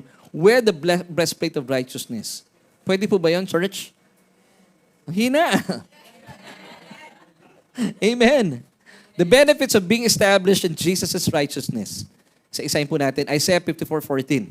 Tingnan niyo po ito, mga benefits natin. In righteousness, you shall be established. Now, the question is, established na po ba kayo, church? Paano? Pag nagkakamali kayo, do you still believe that you are the righteousness of God in Christ Jesus? Yes. Pastor, hindi ko nararamdaman. Hindi po nakabase ito sa pakiramdam. Okay, church? Kapag nagkakamali po kayo, once again, never judge your standing by your behavior, but rather judge your behavior by your standing. Naku, nagkakamali na naman ako. Pero hindi ko na ulitin to kasi hindi na ako ito. You are judging your behavior by your standing. Matuwid na ako, hindi na ako gagawa ng mali. Yun po lagi niyong iisipin. Now, ano ba ibig sabihin nito? Pag establish po kayo, ito maganda. You shall be far from oppression, for you shall not fear, and from terror, for it shall not come near you. So, 3 things. Benefits of being established in God's gift of righteousness. Sabi ng Isaiah 54:10, 14. You shall not fear. Hindi na raw po kayo matatakot. Wow. Promise po ito sa atin, Isaiah 54:14. Number 2, you shall be far from oppression. Alam niyo po yung oppression, it's also sickness. Kapag na-oppress pala ang tao, nagkakos ng sickness.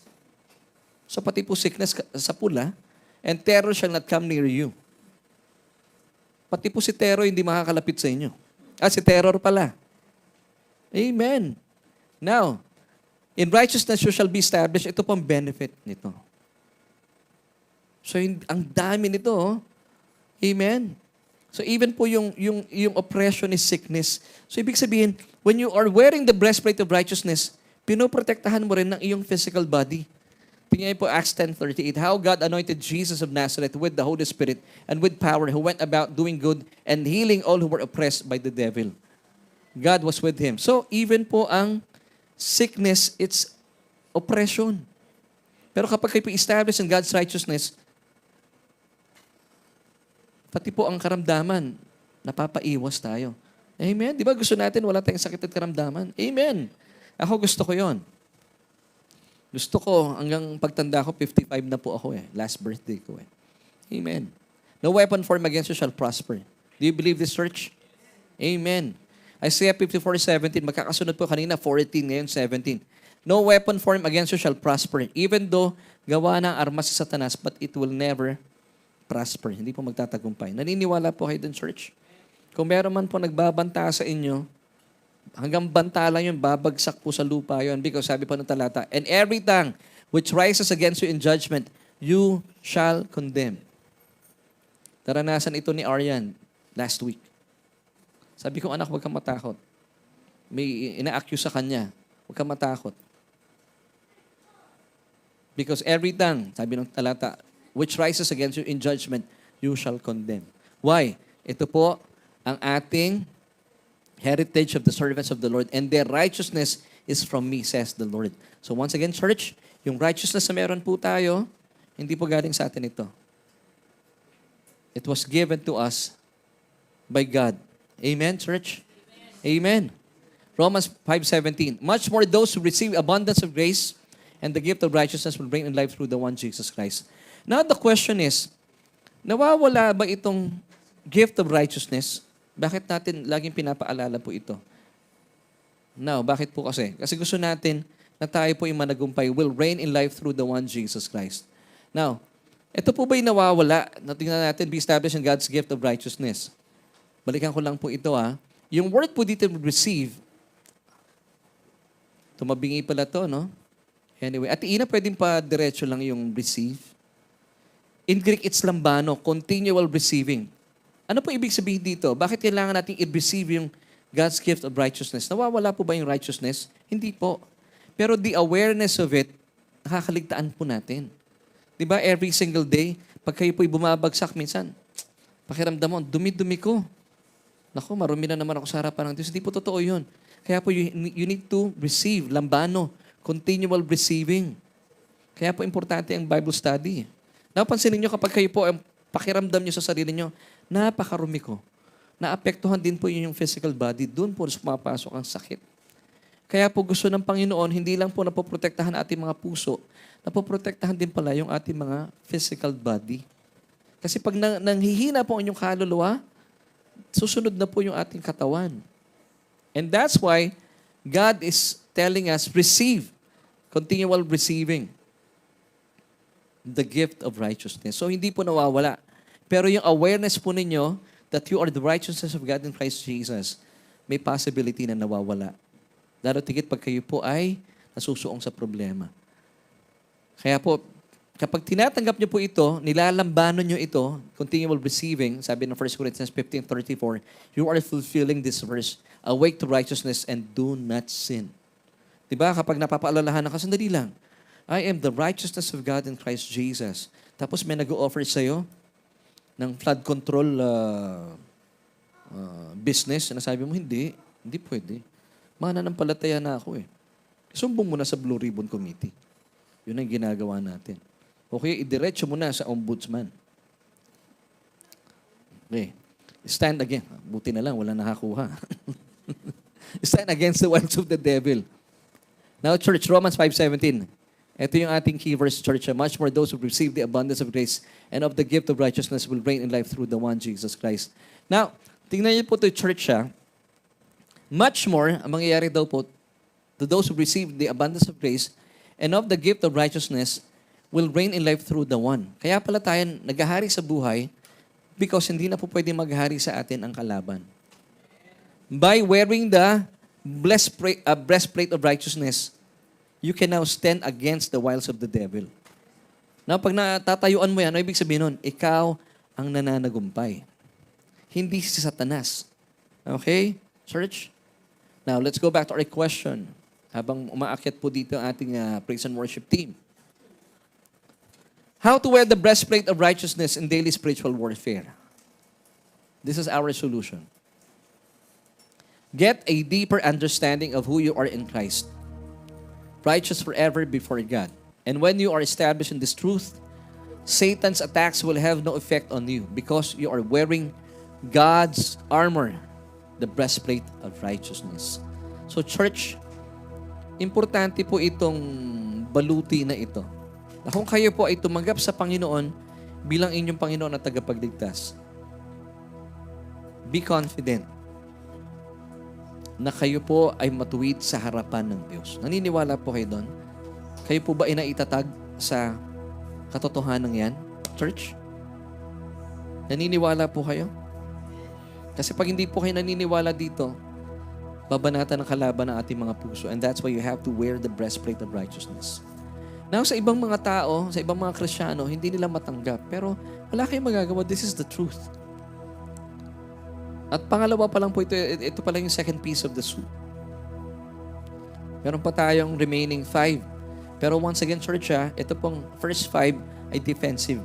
Pag po may pinupukol sa atin accusation sa kalaban, ito po yung ating depensa against them. Against the devil himself. So every day, may mga challenges po tayo. Ano po ang ating panangga sa ating mga puso? The breastplate of righteousness. So you have to not just believe. Now, how to receive the breastplate of righteousness? How to wear it? By declaring, I am the righteousness of God in Christ. Pwede po ba natin i-declare sabay-sabay? 1, 2, 3. I am the righteousness of God in Christ Jesus. Amen. Pero kung kayo po'y walang relasyon sa Panginoon, talaga pong, pag nag-accuse po ang kalaban, tatagos talaga sa inyong puso. At kaya po marami mga tao sa ngayon, wasak talaga ang puso. At kapag wasak po ang inyong puso, dahil wala pa kayong breastplate of God's righteousness, pansin niyo po na apektuhan ang inyong mga physical body. Kayo po ay masakitin, bumibigay kaagad ang katawan. Now, kung gusto niyo po managumpay laban po dito, hindi po para mag-cope up lang sa mga adversities na ganito. Pero ang promise po ng Panginoon, managumpay tayo. Sabi niya sa kanyang salita, naparito ako para bigyan kayo ng buhay na ganap at kasiyasaya. Tanggapin niyo po ang paanyaya ng Panginoon sa atin. So, I'll be guiding you sa pananalangin po ng pagtanggap sa Panginoon. Sabi ng Romans 10 verse 9, that if you confess with your mouth the Lord Jesus Christ and believe in our hearts that He was raised from the dead, you shall be saved. That's simple. So ako po yung magpipray if you would like to receive Christ as Lord and personal Savior at maranasan din po itong breastplate of righteousness. Sabayan niyo po itong panalangin ito. At buksan ang inyong mga puso, sabay na inyong mga bibig, na paniwalaan po na muli pong nabuhay ang ating Panginoong Hesukristo. At kayo po ay maliligtas. Pwede po ba yan? So sige po, pray this prayer with me. Sabihin niyo po ito mula sa inyong puso. At buksan inyong mga labi. O Diyos, kinikilala ko po na hiwalay sa inyo, sadyang wala po akong magagawa.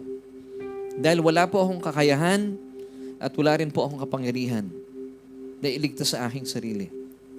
Kaya naman, Jesus, simula po sa oras na ito, tinatanggap kita bilang aking Panginoon at sariling tagapagligtas.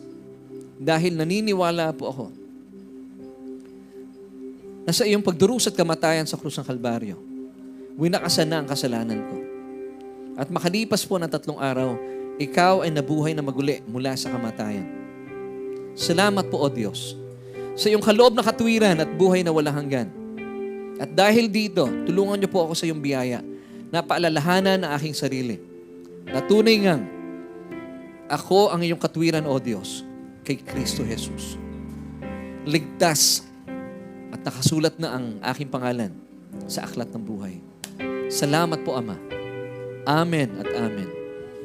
Kaibigan, kung kayo po ay nanalangin at sinabayan po ang panalangin ito, welcome to the family of God. Amen. Tayot po tayo, mga kapatid, at sabayan po natin na ating praise and worship. Habang sila po ay umaawit, tayo rin po ay umawit bilang pasasalamat sa Panginoon sa kanyang pagmamahal sa atin. Amen. Amen. You can do all things but fail. You can do 'cause you never lost Amen. the battle. Because you never lost the battle. I know, you never never You can do all things. Amen. You can do all things. Yes, you can do all things. You can But do fail. all things, but fail. Because you never lost the battle. Yeah. No, you never lost the battle. And I know. You never will. You never will. One more time, church. You can do all You things. can do all things. You can do all things, but fail.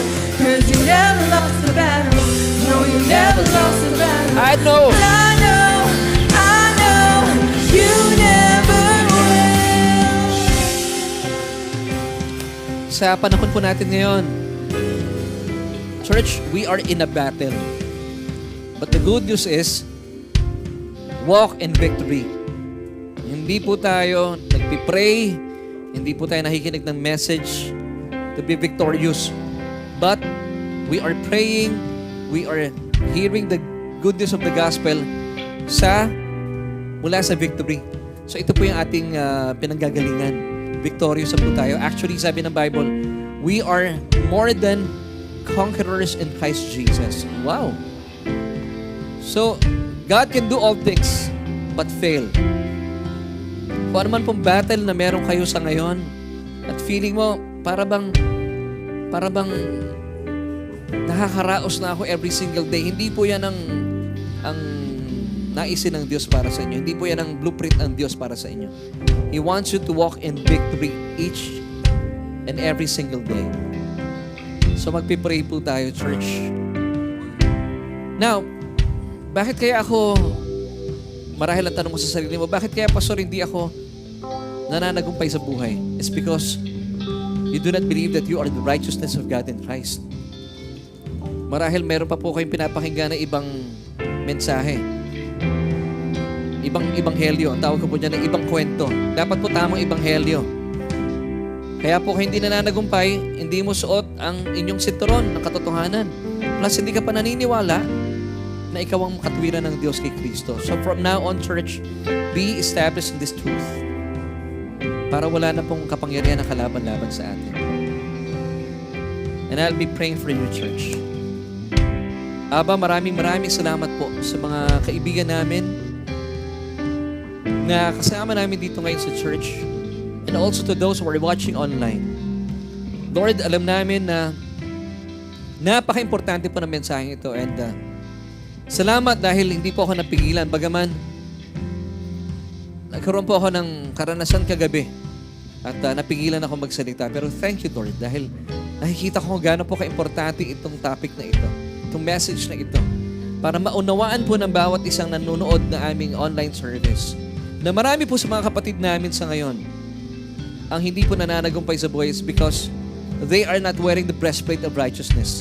But Lord, thank you so much na sa araw pong ito ay malaya mong ipinahayag sa amin na kailangan po namin isuotin ang baluting ito at paniwalaan na bilang mga mananampalataya, kami po ay matuwid na sa iyong harapan kay Kristo Jesus. At bilang mga matutuwid sa iyong harapan, salamat po, O Diyos, pinapakinggan mo ang aming mga panalangin.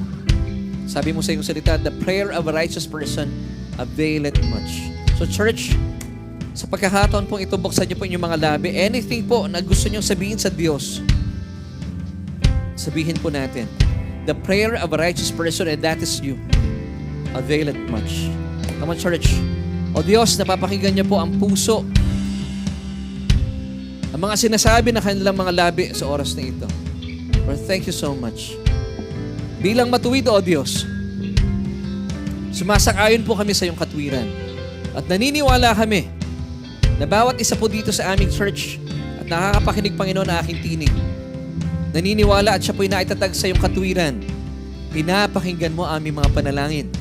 Kaya naman wala na po kaming dahilan para matakot at mangamba pa sa buhay na ito. Salamat sa iyo, O Diyos. Salamat sa iyong kaloob na katwiran na malaya po namin na ipapahayag ang aming mga sarili, ang aming mga pangangailangan sa iyong harapan. At ngayon pa lang, O Diyos, inaangkin po namin ang tugon sa aming mga panalangin. Panginoon, patuloy mong yukubin, Panginoon, ang puso na aming mga kapatiran sa oras na ito. At anuman po mga duda at pag-aalinlangan ay papawin at wawasakin, Panginoon, kapag suot-suot namin, O Diyos, itong breastplate of righteousness. Thank you, Lord Jesus. Thank you, Holy Spirit. Dahil kayo po ang naghahatid sa amin sa mga katotohanan ito. And also, Lord, I pray for those people, Lord, who are watching right now. Marahil sila po yung may mga problema, sakit at karamdaman. Panginoon, inuutusan namin ang mga sakit na ito. In the name of Jesus, kagalingan, Panginoon, na aming tinatanggap. At inuutusan namin ang mga sakit na ito na lumayas sa pangalan ni Jesus. At angkinin po natin, mga kapatid, ang kagalingan dahil nasa sa iyo at inaangkin mo ang katwiran ng Diyos kay Kristo Jesus. Salamat, Panginoon, sa mga katotohanan ito. And we praise you. We thank you. And this, Lord, we pray in Jesus' name. And everybody said, Amen and Amen. Stay blessed, church. See you next Sunday. Makakaupo na po tayo.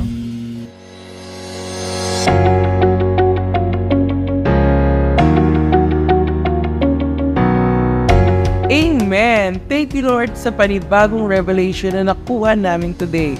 Naku, napakarami kong natutunan. Ikaw ba? Let us know in the chat box kung ano yung mga favorite takeaways mo, ano yung mga nagrema sa'yo from our message for today.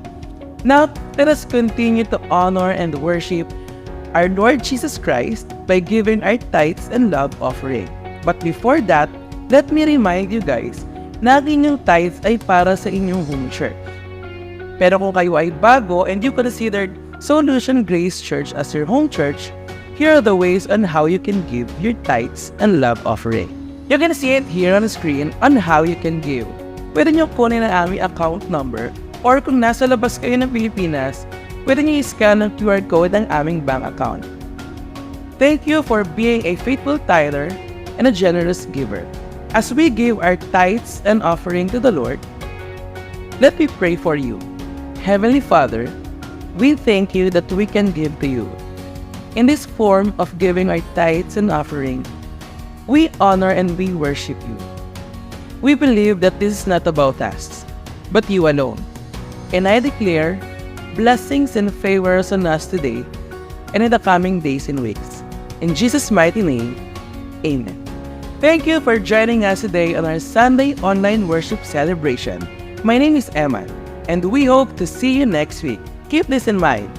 You are greatly blessed, highly favored, and deeply loved by God.